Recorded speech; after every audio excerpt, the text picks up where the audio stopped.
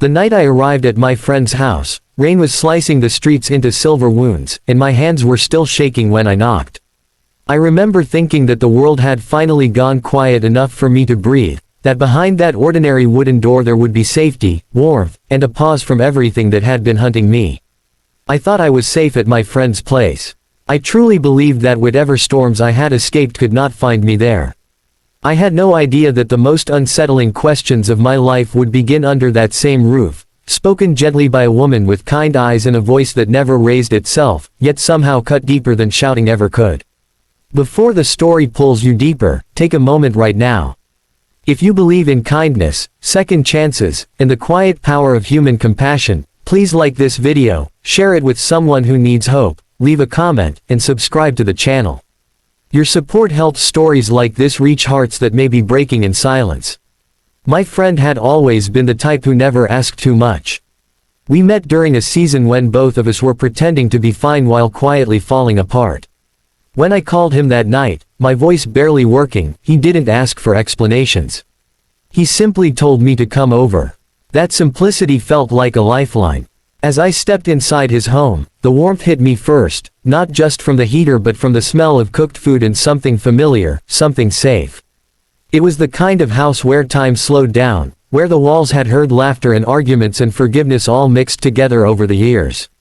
I remember thinking that this place had survived storms before, and maybe it could shelter me from mine. His mother noticed me immediately. She didn't stare, didn't pry, didn't ask the obvious questions that everyone else always did. She smiled in a way that felt practiced, as if kindness was a language she had spoken her whole life. I tried to blend into the background, to be small and unnoticeable. I slept on the couch that first night, wrapped in a blanket that smelled like fresh laundry, listening to the house breathe around me.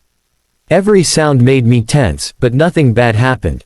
No shouting, no sudden anger. No fear crawling up my spine. For the first time in weeks, my body relaxed enough to sleep. The days that followed settled into a routine that felt almost unreal. Mornings were quiet, filled with soft light and the sound of dishes being washed. My friend went about his life, and I tried to stay out of the way, helping where I could, making myself useful so I wouldn't feel like a burden. His mother was always around, moving through the house with calm purpose. She asked simple things at first. Did I sleep well? Was I hungry? Did I need anything? I answered politely, carefully, keeping my past folded tightly inside me like a dangerous secret. But safety has a strange way of loosening knots you didn't know you were holding. The longer I stayed, the more my guard slipped. I laughed at small jokes. I ate full meals without feeling guilty.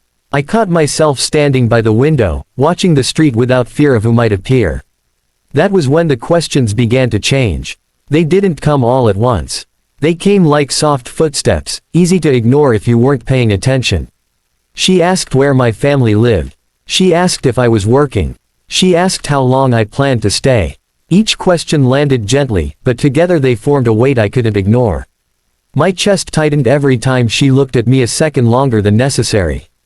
It wasn't suspicion in her eyes. It was concern. And that terrified me more than judgment ever could. I had spent so long running from people who wanted answers, from systems that demanded explanations I couldn't safely give.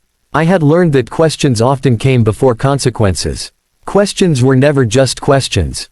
They were doors, and behind those doors were things I wasn't ready to face. One afternoon, while the house was quiet and my friend was out, she asked me to sit with her at the kitchen table. Sunlight poured across the surface, illuminating every crack and scratch in the wood, making everything feel too exposed. She didn't rush. She poured tea slowly, her movements steady. Then she looked at me with an expression that felt like a mirror, reflecting parts of me I had tried to bury. She asked how someone my age could carry so much exhaustion in their eyes. She asked what I was running from, not in words but in meaning. She asked if I felt safe anywhere at all. I felt the walls closing in, not because she was attacking me, but because she was inviting me to be honest. Honesty had always been dangerous for me. It had cost me homes, relationships, pieces of myself. My heart pounded as memories pressed forward, memories of shouting, of being blamed for things I didn't do, of learning too early that silence could be a form of survival. I wanted to lie. I wanted to give her something simple and untrue that would make the question stop. But the warmth of that kitchen, the steadiness of her presence, made the lie stick in my throat. Something shifted then, quietly, almost imperceptibly. I realized that she already knew there was more to my story. She wasn't trying to catch me in anything. She wasn't looking for reasons to send me away. She was looking for understanding. And that realization broke something open inside me. I didn't spill everything at once. I couldn't. But I let fragments slip through. Enough for her to see that my fear wasn't imaginary, that my past wasn't something I could just shake off. Enough for her to understand that the safety I felt in her home wasn't accidental. It was desperately needed. The days after that conversation felt different. Not heavier, but more real. She didn't suddenly treat me like glass. She didn't smother me with sympathy. Instead, she did something far more powerful. She stayed consistent. She respected my boundaries while quietly reinforcing the idea that I mattered, that my presence in her home wasn't temporary charity. She asked fewer questions, but the ones she did ask were about the future. About what I wanted. About what I dreamed of before life taught me to keep my dreams small. I began to see how much of my fear came from never having an adult who asked those questions without an agenda. Slowly, I started to imagine a life that wasn't defined by escape. I started helping more around the house, not out of obligation, but because I wanted to contribute to something that felt stable. I looked for work with a sense of purpose instead of desperation. I slept better. I breathed deeper. The house didn't feel like a hiding place anymore. It felt like a foundation. Still, healing is never a straight line.